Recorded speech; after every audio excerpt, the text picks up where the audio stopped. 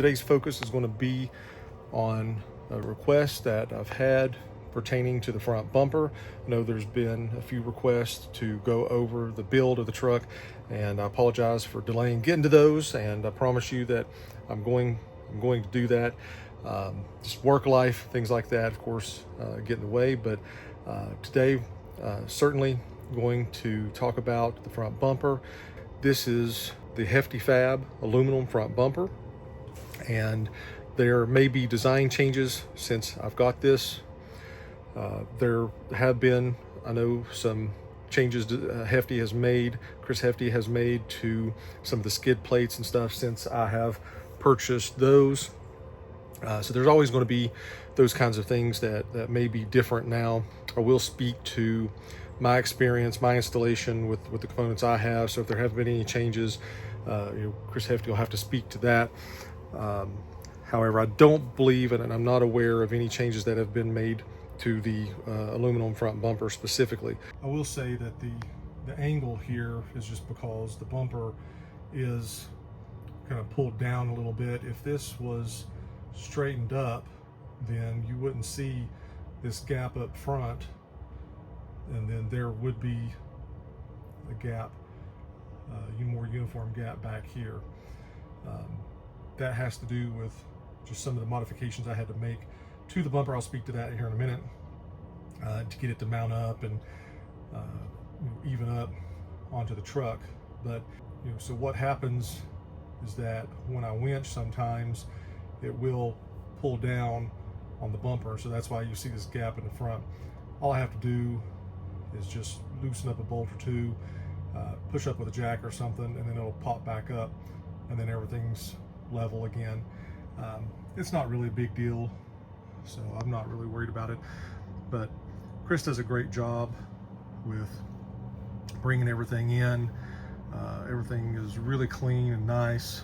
Here are the bolts. There's one, at least two of them. There's three. You can see, barely see the third one up top. So what you're seeing there is where this piece, this is all one piece. This is all part of the bumper. So this is kind of a built-in skid to the bumper.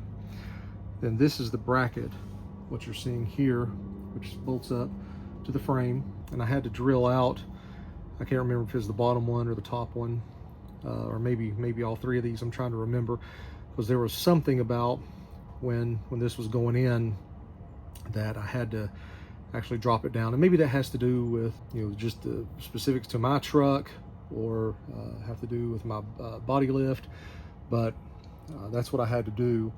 So do expect that you might have to make certain tweaks when you install. These are as close and as uniform as components are made by Chris Hefty.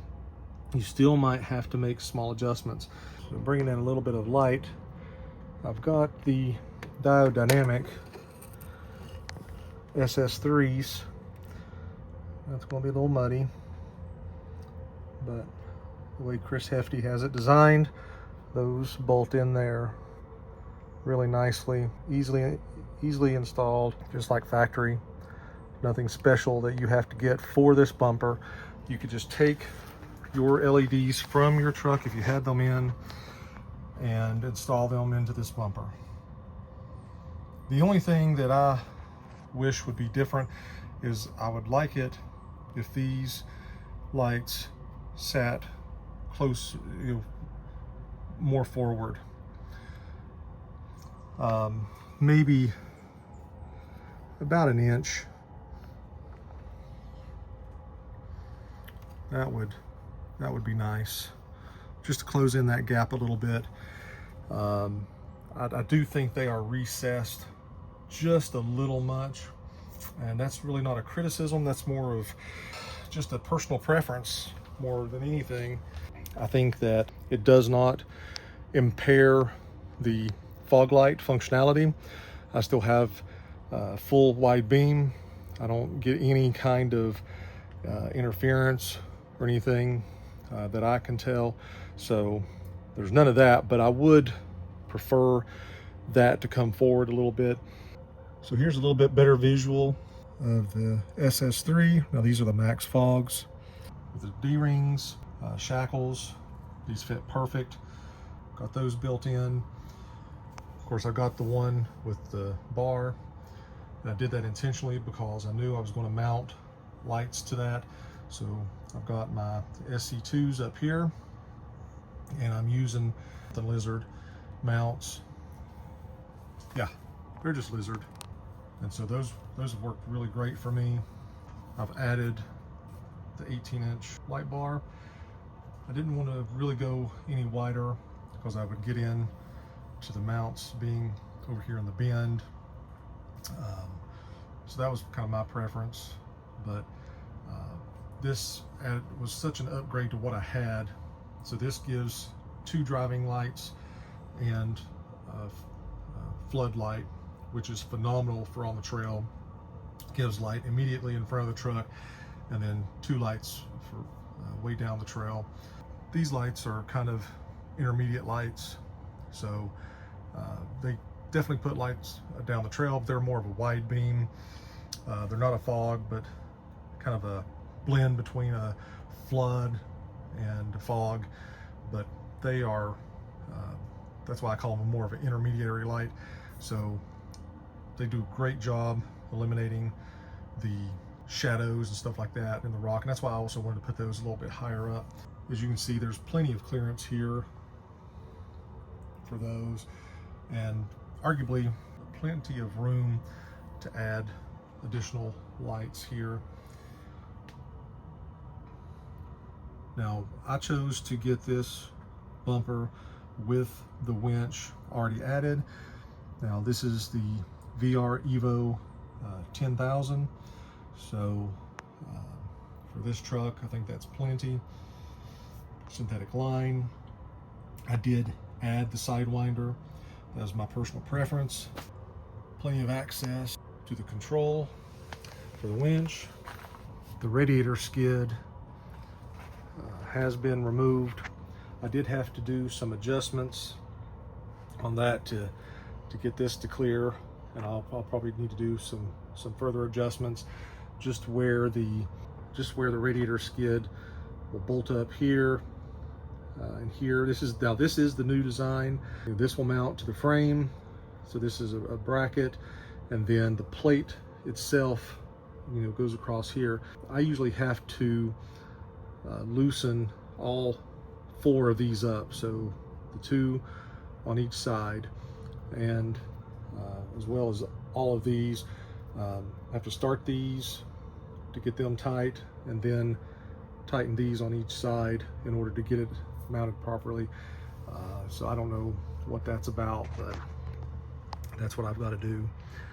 And so I may have to trim some more off the top of that plate, not this one, but the shield. Now, this is not the original skid that came with it.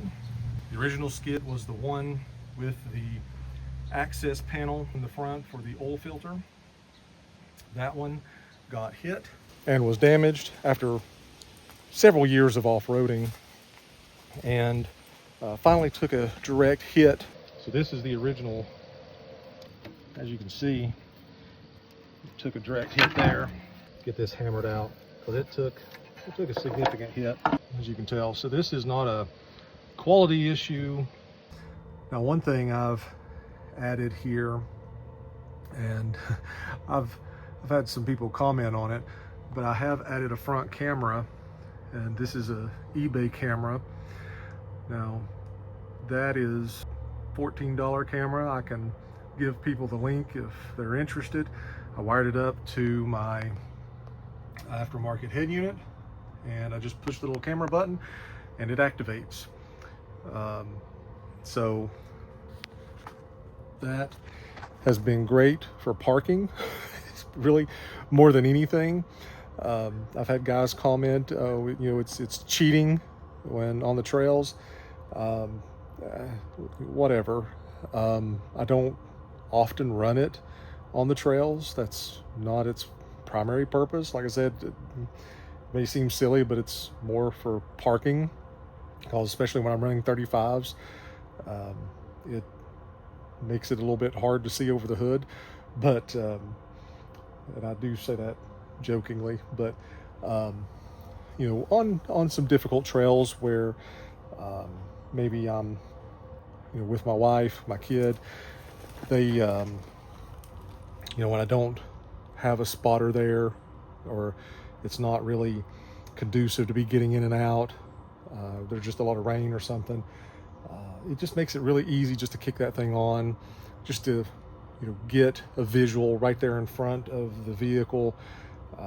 So it's just a convenience, and it doesn't always give you the visual that you need. So it's not always the help that you think it would be, and it's not, you know, so it's not the big cheat I think that some people think that it is, but it can be helpful. It can be helpful. And then the guys with the new 3rd gen trucks, Pro 4s, I'm sure can speak to that. You know, if you go through mud, or you know, if it's raining or something like that, those cameras are wet, your view is going to be obstructed. So it's not the wonderful tool that I think a lot of people made out to be. It has its hindrances. You know, weight wise, it was absolutely the right direction to go. It has saved a tremendous amount of weight on the truck, especially given how much, you know, when I'm making my trips to Colorado and stuff, but even regular trips off-roading and stuff, the weight savings compared to a steel bumper, the cost was worth the weight savings, and the durability has been fantastic. You know, I've not recklessly slammed it into anything, but it has held up tremendously. I have no complaints. You know, if I were to nitpick anything, I would say that it would be nice if where the fairlead mounts, if maybe this would be reinforced a little bit. I know sometimes with my winch that when I just lightly tighten this up, it pulls in a little bit, and I don't know that I'm going to be able to really capture that, but I have pulled that in a little bit, so there is a little bit of warpage there. Now, I'm not complaining, but that's again my doing. I just think that maybe just some slight reinforcement back there. If you speak specifically to the bumper, so you have 2 brackets, one on each side, bolt to the frame, and then you have the bumper, which is a solid piece. This skid that's built in, and then you'll get the radiator skid. So you should get all of this together. So it's going to cover the entire front piece all the way down to that first cross member where your lower control arm bolts up. So all of that gets protected with this bumper. For me, and for my use, my needs, this checked every category. Go check out Chris Hefty Fabworks, and what they're doing. They make a lot of great products for the Nissan Frontier. Take care.